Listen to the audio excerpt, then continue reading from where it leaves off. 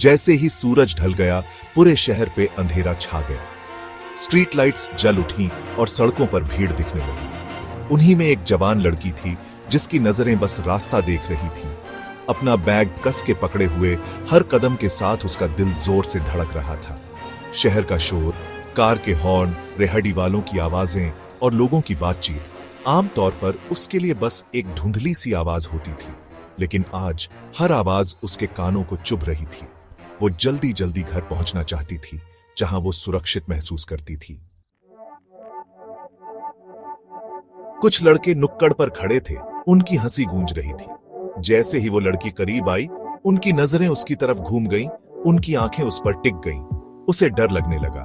फुसफुसाहट शुरू हो गई, भद्दी और घटिया बातें उसके पीछे पीछे।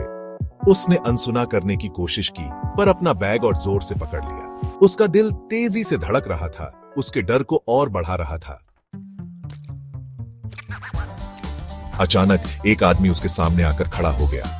वो एक साधारण सा आदमी था, सफेद कुर्ता पायजामा पहने हुए, हाथ में एक पुरानी डायरी लिए और सर पे गांधी टोपी। वो सीधा खड़ा था, उसकी नजर उन लड़कों पर थी, मानो चुनौती दे रहा हो। लड़के एक पल के लिए हिचकिचा गए, उनकी हेकड़ी टूट गई। डायरी वाला आदमी बोला, उसकी आवाज सख्त लेकिन शांत थी।